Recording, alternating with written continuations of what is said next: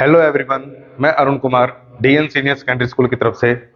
आज हम डिस्कस करेंगे अम्ल, क्षार व लवण क्या होते हैं। सामान्य रूप से उनकी जानकारी हमें होनी चाहिए, जो कि अध्याय नंबर 2 के टॉपिक हैं अम्ल, क्षार व लवण। तो उसके लिए हम चर्चा करेंगे अभी। तो सबसे पहले हमें आयनों का ज्ञान होना बहुत जरूरी है। तो आयन के लिए मैंने जो वीडियो मूल अवधारणाएं पार्ट 2 बना रखी है, जिसमें आयन है सभी। तो जिन्होंने वो वीडियो नहीं देखी है या आयन के बारे में जानकारी नहीं है, तो उस वीडियो को देखें पहले और फिर इस वीडियो पर आए। ओके, तो अभी कंटिन्यू करते हैं अम्ल, क्षार व लवण।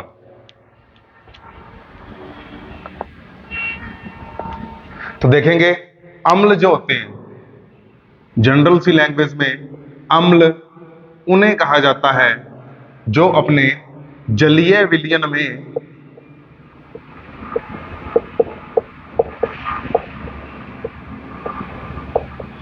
H+ आयन देते हैं, यानी हाइड्रोजन आयन देते हैं।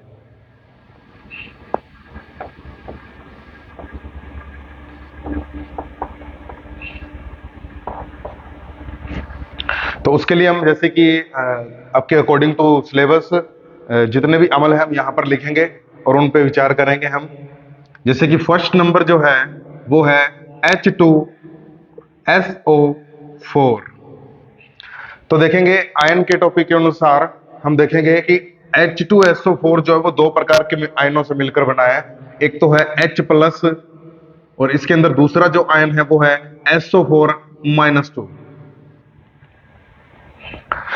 तो इसका अगर जलीय विलयन हम लेते हैं, यानी कि H2SO4 एक्वस यदि हम लेते हैं, तो ये H+ और SO4-2 के आयन देता है। 2H+ और SO4-2 यानी सल्फेट का आयन। तो जिसके पास H+ आयन होता है उसे हम अम्ल कहते हैं अपने जलीय विलयन के अंदर। ये आयन भी हमें जलीय विलयन में मिलेंगे, इसलिए ब्रैकेट में लिखेंगे एक्वस और एक्वस। तो ये हमारा फर्स्ट जो है H2SO4 अम्ल है,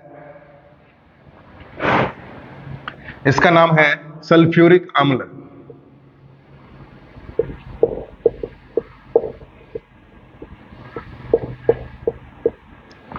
दूसरे अम्ल की हम बात करते हैं, वो है हाइड्रोक्लोरिक अम्ल, जिसको हम कहेंगे HCl। अगर इसके आयन देखें हम जलीय विलयन के अंदर, तो इसके आयन बनते हैं H+ और Cl-, यानी जो H+ आयन देता है उनको हम कहते हैं अम्ल। इसका नाम है हाइड्रोक्लोरिक अम्ल। तीसरे टाइप का जो अम्ल है अपने पास में वो है CH3COOH, जिसको हम कहेंगे एसिटिक अम्ल।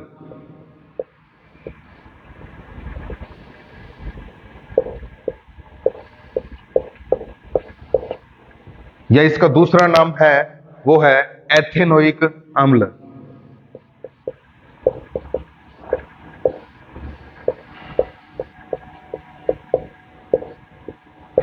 इसमें देखेंगे हम CH3COO, H+ आयन यहां पर, तो इसको हम अलग करते हैं तो CH3COO- एक्वस में एंड प्लस H+, ये भी एक्वस में। तो जिनके पास H+ आयन होता है उसे हम अम्ल कहते हैं। चौथे टाइप का जो अम्ल है वो है हमारे पास HNO3, जिसको हम कहते हैं नाइट्रिक अम्ल।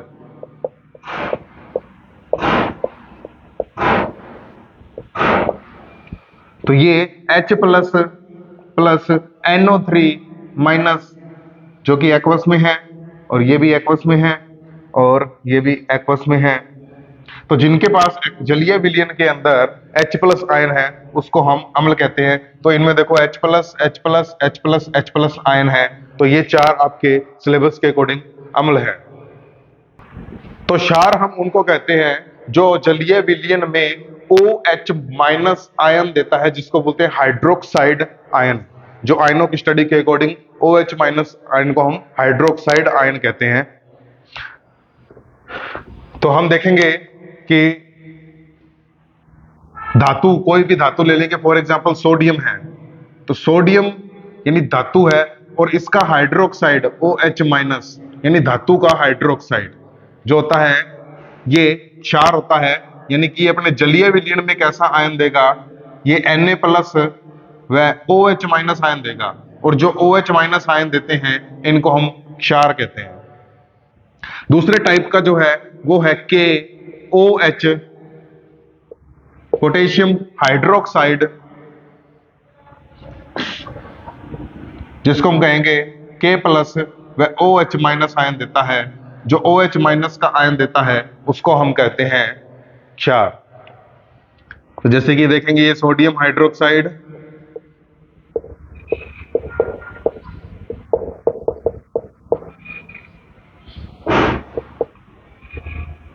ये पोटेशियम हाइड्रोक्साइड।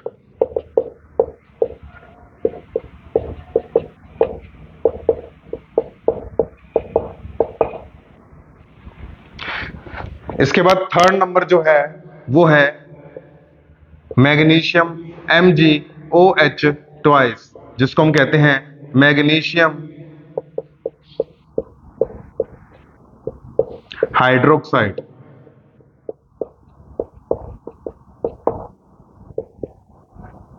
जो कि अपने जलीय विलयन के अंदर Mg+2 plus OH minus 2 ion जो होते हैं इसके, तो जो जलीय विलयन में OH माइनस आयन देता है उसे हम क्षार कहते हैं। चौथे टाइप का जो है वो है कैल्शियम हाइड्रोक्साइड,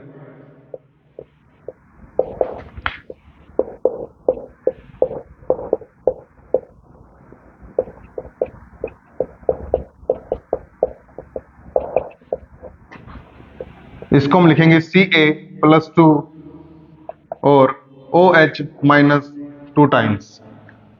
तो अपने जलीय विलयन में ये OH माइनस आयन दे रहा है, तो कैल्शियम हाइड्रोक्साइड को भी हम क्षार कहेंगे। यानी कि धातु के जितने भी हाइड्रोक्साइड हैं धातु के, उनको हम क्षार ही कहते हैं।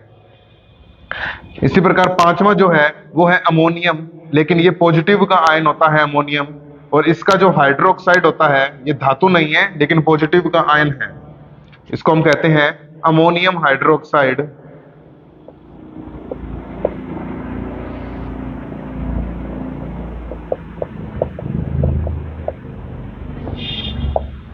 ये बनेगा NH4 माइनस एक्वस मीडियम में, ये aqueous plus OH minus aqueous, और जिनके पास OH माइनस का आयन है उसे हम कहते हैं क्षार। तो मेनली क्या है, धातु के हाइड्रोक्साइड जो है वो क्षारीय प्रकृति के होते हैं। ये एक पॉइंट है जो आप नोट कर लें, एक तरफ स्टार लगाकर कह सकते हैं कि धातु के यानी धातुओं के हाइड्रोक्साइड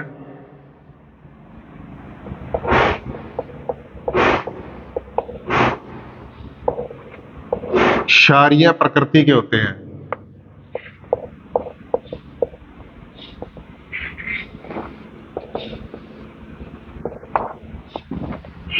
इसके बाद हम बात करते हैं लवणों की, कि लवण हम किन्हें कहेंगे, कैसे पता चलेगा कि ये लवण है। तो लवणों के लिए मेनली डेफिनेशन है अपने पास में। लवण जो होते हैं कि अम्ल व क्षार की जब अभिक्रिया होती है तो लवण व जल बनते हैं। ये एग्जैक्ट डेफिनेशन ये है कि अम्ल व क्षार परस्पर जब अभिक्रिया करते हैं तो लवण व जल बनाते हैं। इसको एक एग्जांपल से हम समझेंगे। फॉर एग्जांपल अभी पीछे जो लिखे हैं उनमें से एक अम्ल ले लेता हूं मैं। अम्ल जैसे कि HCl एक अम्ल है, हाइड्रोक्लोरिक अम्ल, और एक क्षार ले लेता हूं जैसे कि KOH एक क्षार है।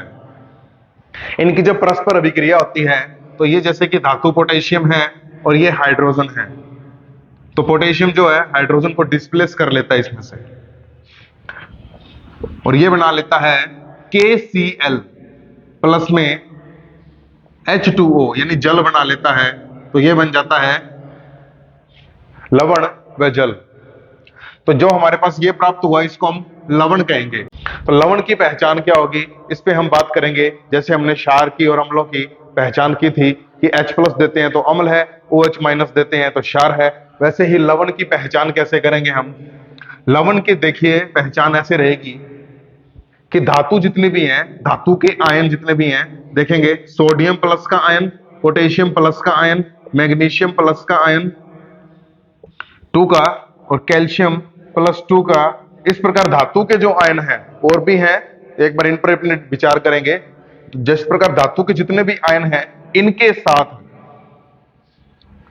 इनके साथ जुड़े हुए होंगे नेगेटिव आयन। नेगेटिव आयन कौन से वाले, या तो होंगे क्लोराइड, ब्रोमाइड Br-, या होंगे इनमें आयोडाइड माइनस,